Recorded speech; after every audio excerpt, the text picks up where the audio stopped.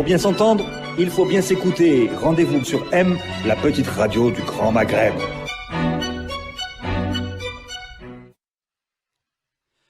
Amis auditeurs de Radio M, bonjour. Le Café des Experts Éco se retrouve dans un format inédit. Je suis seul au studio. Ça devait bien arriver un jour. Mes amis experts sont absents pour raison de confinement.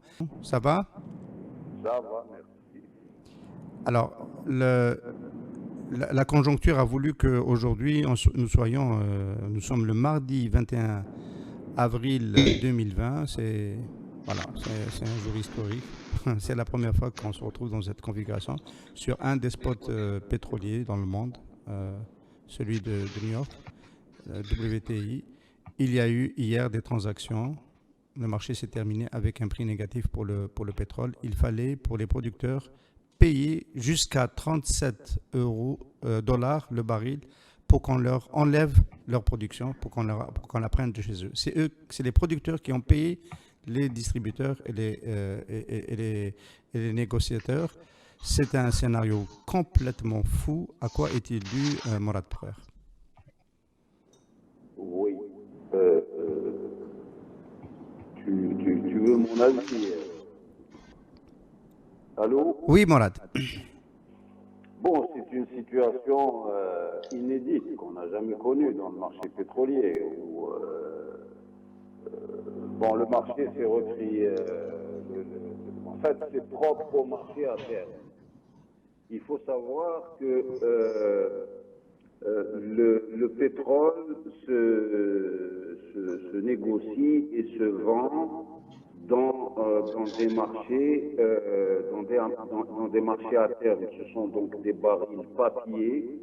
Une cargaison de brut peut se vendre entre 50 et 100 fois depuis le producteur jusqu'au raffineur. Donc les traders, ceux qui opèrent sur les marchés pétroliers, donc achètent des volumes de 50 000 tonnes, ils achètent des promesses de vente, des promesses fermes de vente. Donc livrable en mai, livrable en juin, livrable en août, livrable en septembre, etc. Et donc l'intérêt de ces marchés à terme est triple. Le premier, c'est la couverture contre le risque de prix. Le deuxième, c'est la spéculation, c'est le plus important. Et le troisième, c'est ce qu'on appelle l'arbitrage, c'est avoir des positions différentes sur le marché de New York et sur le marché de Londres ou de Singapour. D'accord. Donc la situation de prix très bas a amené les traders à acheter d'importantes quantités de pétrole, donc de barils papier, de barils qui sont de promesses de vente. Et le mardi 21, donc aujourd'hui, en fait, ces promesses de vente doivent se réaliser physiquement. D'accord? Oui. Des barils qu'on achète livrables en mai doivent être livrés le 21 avril. Oui.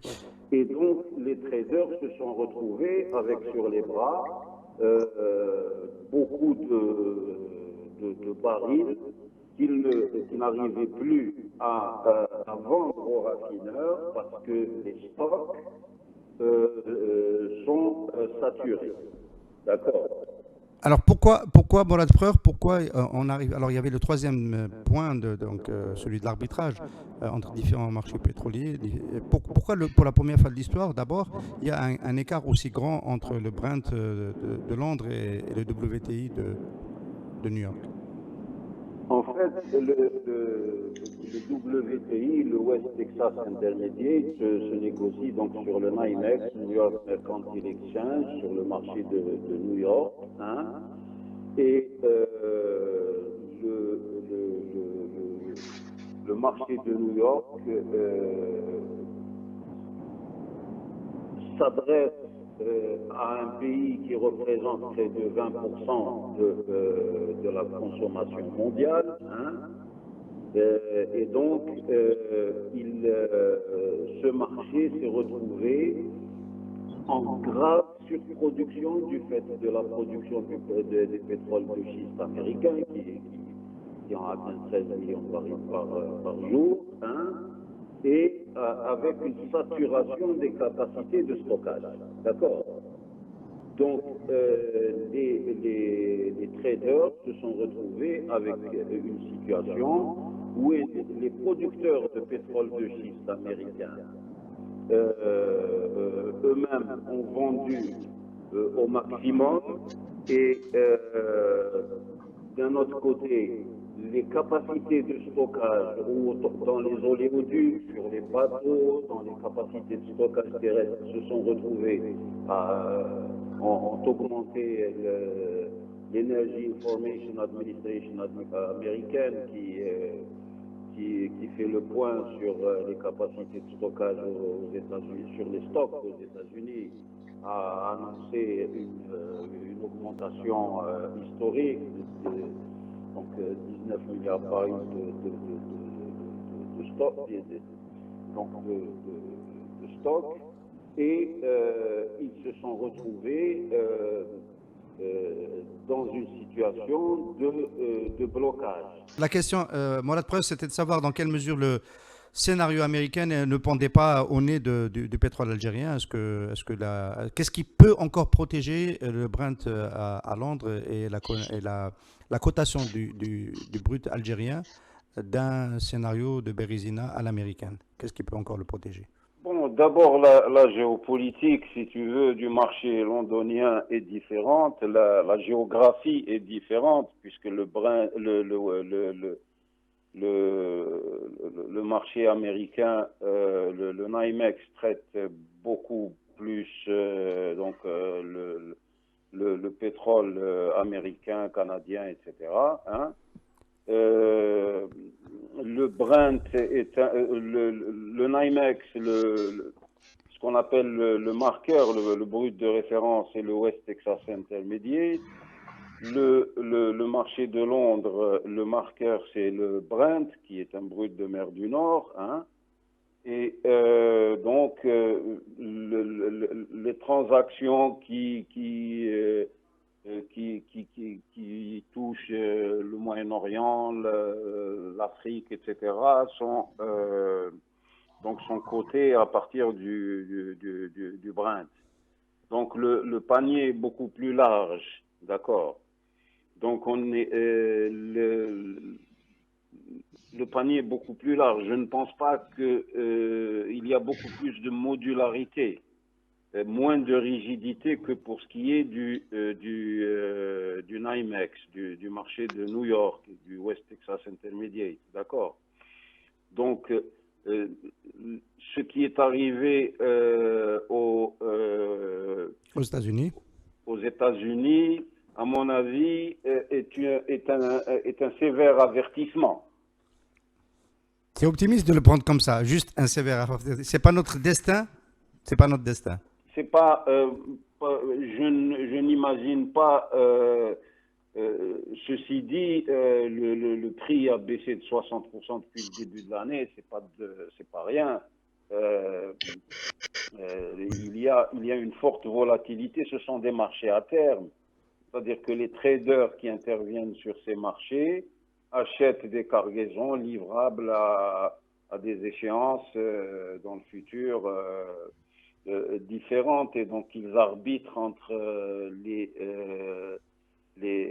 cargaisons qu'ils ont au portefeuille. Et comme les marchés pétroliers sont interconnectés avec les marchés financiers, avec les marchés de commodities à travers la planète, hein, les traders ont des portefeuilles mondiaux, d'accord? Et ils ont des portefeuilles qui comportent autant des actifs pétroliers que des actifs financiers. Je vous donne l'exemple de la crise de 2008. Lorsque les traders ont craint pour leurs actifs financiers, ils se sont reportés, ils ont acheté des actifs pétroliers. Et ce qui fait qu'en juillet 2008, le prix du pétrole a atteint $147 le baril. Oui, Et oui. ensuite, quand ils ont été convaincus que l'économie mondiale allait s'effondrer, et donc que l'économie réelle allait s'effondrer, et donc que la demande allait s'effondrer, ils se sont mis à vendre dans la précipitation. Oui, et ça a fait les $37 de octobre 2009. Alors, les Une chute 37 et l'accord d'Oran qui a permis de qui sauver les meubles. de rétablir les choses. Alors, Mourad Preur, une dernière question avant de finir cette partie du Café des experts économiques avec toi. L'Algérie, donc, on peut dire, tu penses elle n'aura pas à payer pour vendre, ce qui est arrivé aux producteurs Non, américains, je ne le pour vendre son brut, c'est important, mais elle devra vivre sur une période de combien de temps avec un pétrole très proche des coûts de production, c'est-à-dire en fait un pétrole qui ne dégage plus de rente. Combien de temps la prospective peut-elle nous dire aujourd'hui? Évidemment, c'est lié à la crise sanitaire, mais au choc aussi consécutif à cette crise sanitaire sur l'économie mondiale. Sur les 2 prochaines années, on peut considérer que nous allons avoir très peu de revenus extérieurs.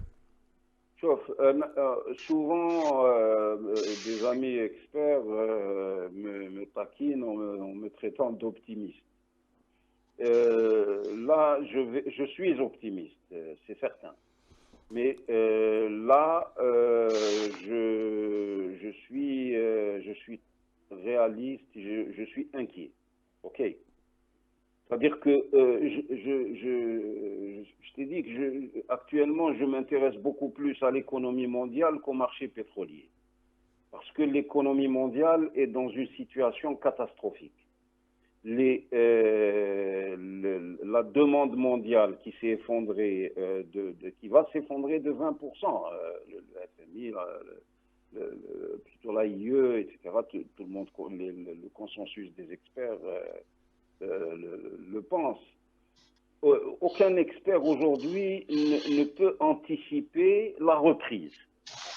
Un expert qui te dit que l'économie mondiale va reprendre en septembre est un expert qui s'aventure dans des territoires incertains. Le fait que des pays aussi significatifs dans l'économie mondiale soient à l'arrêt est très grave. On n'a jamais connu ça. D'accord? Et donc la demande s'en ressent. La demande s'en ressent et dans un contexte où il y a une surproduction, il y a une surabondance de l'offre. D'accord. Donc, nous sommes dans une situation extrême pour ce qui est du marché pétrolier. Alors, situation extrême, réponse extrême. Que dit Mourad Preur, au point de vue, qui propose de rester sur 350 000 barils jour nécessaires pour la production nationale et de couper les exportations pendant tout ce temps parce que ce serait contre-productif d'exporter. Là, je vais y arriver. Moi, je vais y arriver parce que la riposte de notre gouvernement doit être en plusieurs séquences. La première séquence, c'est de contenir la pandémie et sauver le maximum de vies et remettre donc notre pays dans une situation de vie normale. La deuxième, c'est relancer la machine économique sur de nouvelles bases avec des réformes structurelles qui mettent l'entreprise, les entrepreneurs au cœur du projet économique. La troisième, c'est préparer 2021. D'accord? Donc, il y a 3 séquences dans la réponse. Mais ce qui est constant, c'est que il faut oublier les 35 milliards de dollars de revenus annuels. De revenus annuels. J'avais anticipé, j'avais dit on sera dans un sentier critique entre 34 et 20. Là, je suis beaucoup plus proche des 20 et peut-être moins. D'accord. Maintenant, notre pays a les moyens financiers. De passer le cap de la crise. et de traiter les deux premières séquences dont j'ai parlé, à savoir contenir la pandémie, sauver les vies des Algériens et relancer la machine économique, permettre aux Algériens de travailler. Alors là, on retrouve Mourad Preur, l'optimiste, là. C'est plus le réaliste, hein. Oui, bon, je dis, nous avons les moyens financiers pour le faire. OK. C'est-à-dire que dans la mesure où on nous a annoncé qu'il y a 60 milliards de dollars de réserve de change, nous avons les moyens de le faire. Il y a aussi le génie algérien. Je vois des Algériens en train de fabriquer des respirateurs artificiels, de fabriquer des universités Tizi Ouzou et Oui, ça produira des effets dans la durée. C'est le génie algérien qui permet de substituer des importations ou éventuellement plus tard d'exporter. C'est pas tout de suite que ça donnera des effets. Bon, je parle de 3 séquences, d'accord? Donc les 2 premières séquences, on est en mesure de les passer. Il faut considérer que l'année 2020 est une année noire pour l'industrie pétrolière, que le marché pétrolier est un cheval fou. Il ne faut rien en attendre. Indiscutablement. Ma question c'était, est-ce qu'on coupe les exportations dans ce cas? Et, alors, à la question, je pense, comme mon ami Chitour, que notre meilleure banque est notre sous-sol. Donc laissons les actifs dans le sous-sol. La phrase de Chitour est superbe. Notre meilleure banque, c'est le sous-sol. C'est-à-dire que tu vas vendre un pétrole que tu peux vendre 3 fois plus cher dans une année. Parce qu'il va y avoir un choc pétrolier au bout de cette crise. Attention, hein. Les investissements qui sont... Enfin, au bout, en fait, le problème, c'est qu'on ne sait pas où est le bout. C'est juste là. Bon, dans 2-3 ans, il y aura un choc. On aura un choc parce qu'il y a un effondrement de l'investissement, il y a une désarticulation de l'industrie, etc. Les prix vont rebondir. Parce que le pétrole est encore irremplaçable, quoi qu'on dise. Il faut noter qu'il redevient très compétitif contre les autres matières premières énergétiques avec ce prix complètement fou. Et là, l'investissement dans la mobilité électrique est complètement inhibé. Si ça devait durer. Non, mais là, il est inhibé et les effets sont structurels. C'est-à-dire que le fait qu'on ralentisse des projets d'investissement dans les batteries lithium-ion, etc., ça va se ressentir. Donc, le prix va augmenter à terme. Donc, à mon avis, il faut... Sonatrach est tous qualifiés pour... Sonatrach peut le faire. Les partenaires de Sonatrach sont liés contractuellement. Eux devront continuer à exporter. Hein. Qu'on s'entende bien. C'est sur la part de Sonatrach qu'on peut couper. Le problème pour les partenaires, c'est que leur cost oil, les profit oil, etc., sont calculés en dollars. Et donc, si le prix baisse, les volumes augmentent. C'est ça, c'est un problème, effectivement. D'accord. Mais Sonatrach est en mesure de faire des scénarios de recul et au niveau du réservoir engineering, au niveau du monitoring des gisements, etc. Une politique de conservation. Elle est en mesure de le faire. Toute compagnie pétrolière sait faire ce genre de démarche sur le plan opérationnel. À mon avis, moi, je ne vois pas l'intérêt de vendre à vil prix une ressource inépuisable. Ça, à mon avis, c'est indiscutable. D'autant que le pays n'est pas à l'agonie. Le pays est en mesure. Il faut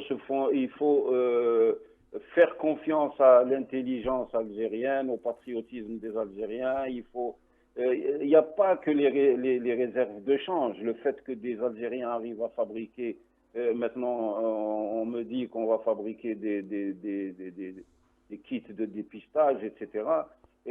C'est une bonne occasion de sortir du Dutch disease, du syndrome hollandais, où les importations qui ont été permis par la prospérité pétrolière ont inhibé tout le tissu industriel, tout le système productif, toute capacité de... C'est l'occasion, Mourad Preur, on va finir avec cette séquence. C'est l'occasion de sortir du ditch disease, du syndrome hollandais, Et- à condition de rester vivant. Je parle de l'économie algérienne. Donc le pronostic vital est aujourd'hui engagé avec cet effondrement des cours et des revenus extérieurs de l'Algérie. Merci beaucoup d'avoir animé cette première partie du Café des Experts Éco. Nous allons revenir donc pour une courte séquence avec notre ami Reda Amrani qui a été extrêmement patient. Nous l'en remercions. Nous continuons donc, amis auditeurs, ce Café des Experts économiques tout à fait exceptionnel dans un contexte également un peu inédit, mais deux experts n'étaient pas dans le studio. On a été obligé pour des raisons techniques de les écouter l'un après l'autre. Nous avons eu Mourad Preur dans une première partie pour nous expliquer ce qui s'est passé aux États-Unis, cette journée complètement folle où le pétrole a affiché un prix négatif, $37 pour le baril, $37 que les producteurs devaient payer, les traders devaient payer aux traders pour pouvoir les écouler, notamment pour des capacités de stockage qui étaient insuffisantes. Et aujourd'hui, aux États-Unis, il faut payer pour vendre, entre guillemets, son pétrole. C'est un scénario complètement fou qui n'a pas complètement touché le marché de la même manière, le marché de Londres. Dieu merci, c'est ce marché du Brent sur lequel est coté le pétrole algérien. Donc la question qu'on a décortiquée un petit peu avec Mourad Preur, c'était de savoir si ce scénario nous pendait aussi au nez. On va en parler encore avec Reda Amrani quelques minutes avant de finir ce Café des Experts économiques un peu spécial. Reda Amrani, l'Algérie, pour un certain nombre de raisons expliquées par Mourad Preur, peut échapper à ce scénario d'un pétrole négatif, au prix négatif, c'est complètement fou, mais reste aujourd'hui définitivement exposé à une année où il n'y aura pas réellement de revenus extérieurs significatifs. On est bien d'accord là-dessus. Oui, je pense. D'ailleurs, même les dernières prévisions au 16 avril du FMI donnent une baisse de la croissance de 5% pour l'Algérie. C'est quelque chose de terrible.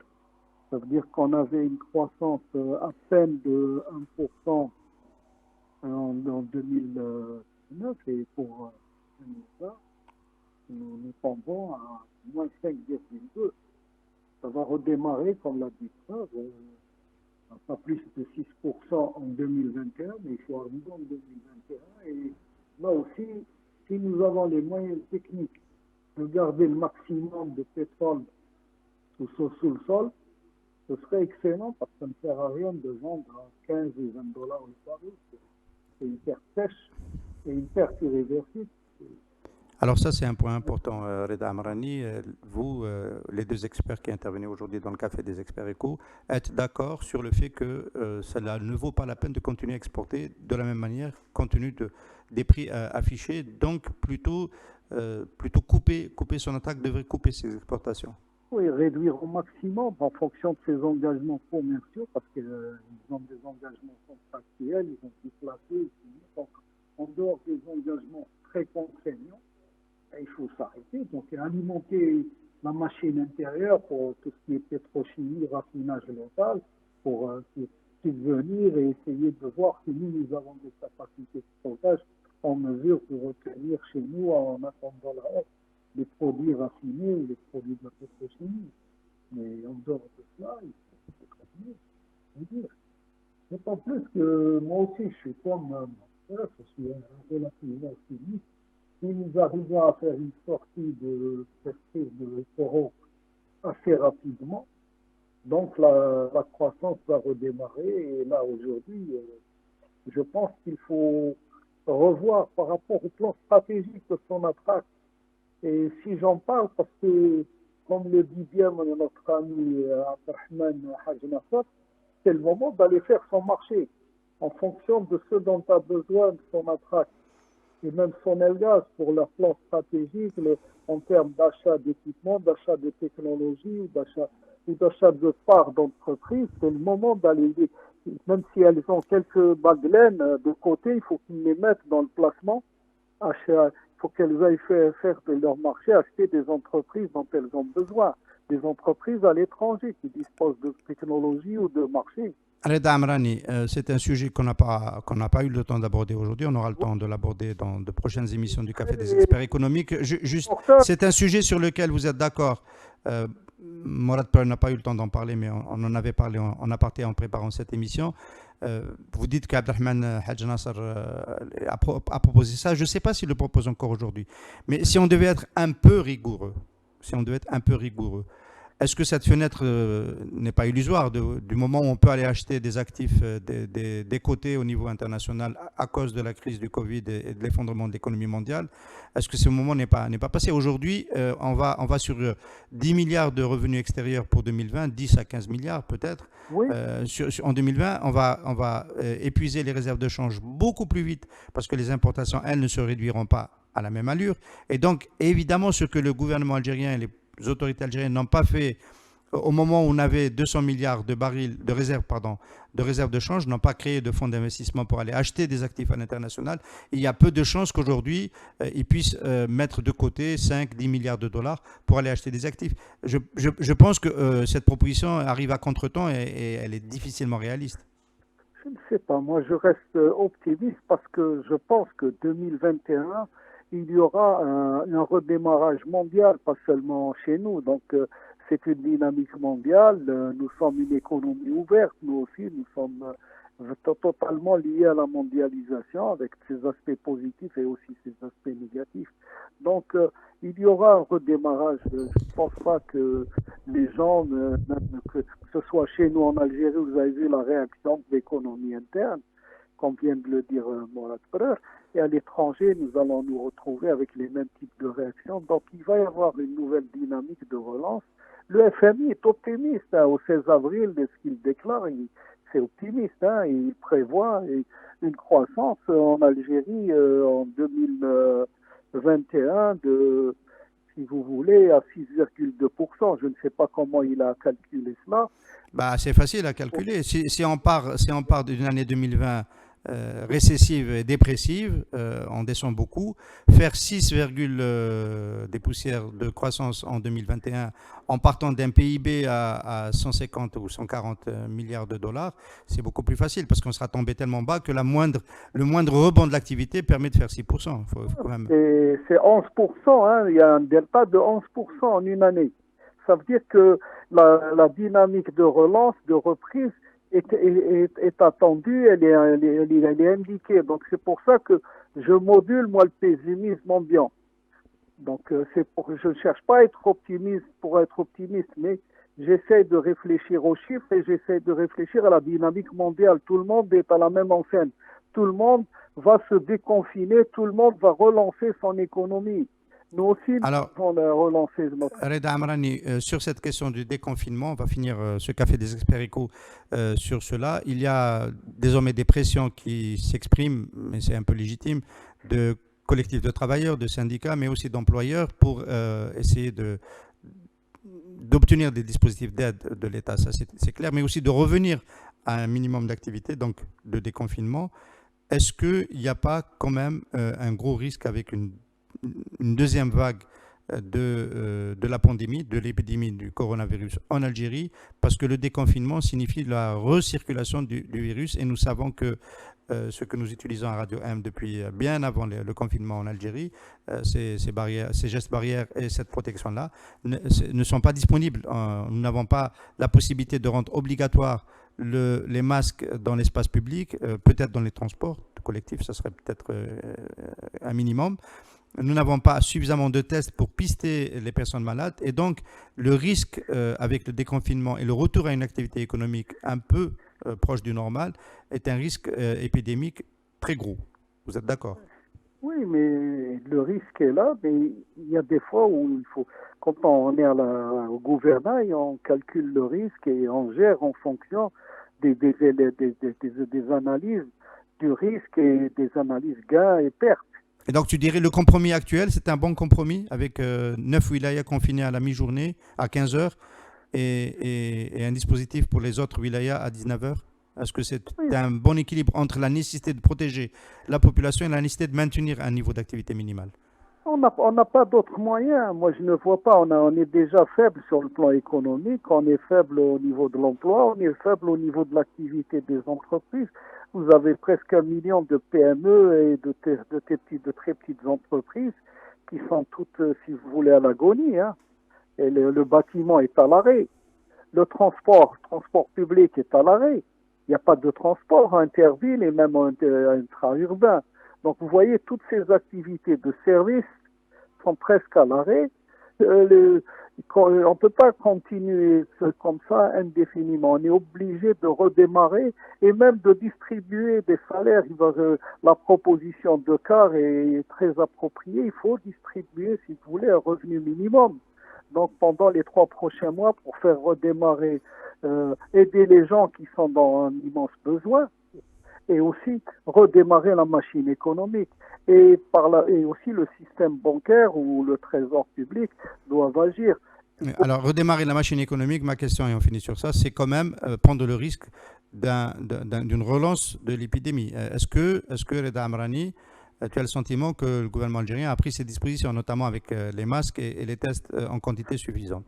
Non, la problématique, c'est que je ne pense pas que nous avons les masques en quantité suffisante. On ne peut pas mettre, si vous voulez, à chaque personne qui va prendre un bus pour le transport, aller au travail, ou qui rentre, ou qui va prendre le métro à Alger ou le tramway quelque part en Algérie, avec un masque. On peut pas. On n'a pas. Pourquoi on ne pourrait pas?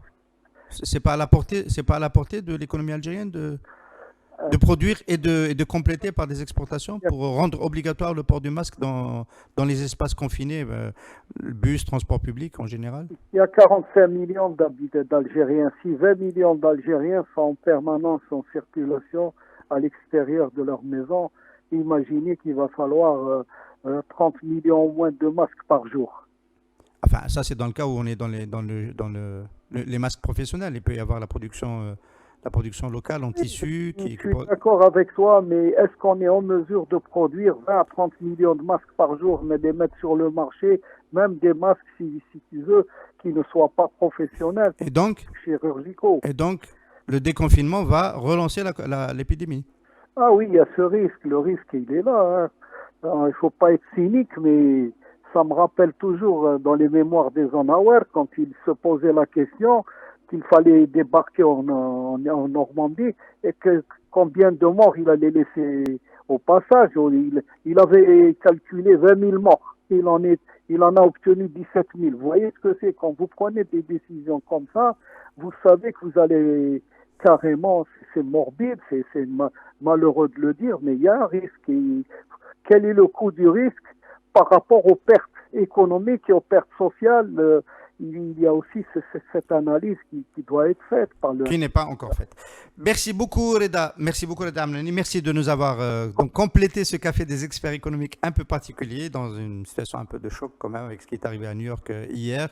Merci à Morad Preur encore une fois pour y avoir participé. Je pense qu'on sera plus proche d'un format classique la semaine prochaine ou dans 15 jours puisque c'est un mardi sur 2 le café des experts éco. Merci à nos amis auditeurs de nous avoir suivis. Radio M qui diffuse en continu, qui a enchaîné donc avec une émission ouverte au public et puis qu'on peut suivre sur radio1.info, le site qui a été censuré par le gouvernement algérien mais qui continue de diffuser. Vous pouvez retrouver nos contenus avec un VPN, les podcasts de ces émissions-là, mais aussi tous les articles liés à l'actualité économique, politique et internationale avec le travail de nos rédactions. Vous pouvez aussi nous suivre évidemment sur les réseaux sociaux, Facebook, Twitter, Instagram. Merci beaucoup pour votre fidélité. Merci pour votre soutien qui s'exprime tous les jours. Nous nous retrouvons pour ma part au Café Presse Politique dès demain, tous les mercredis. Merci.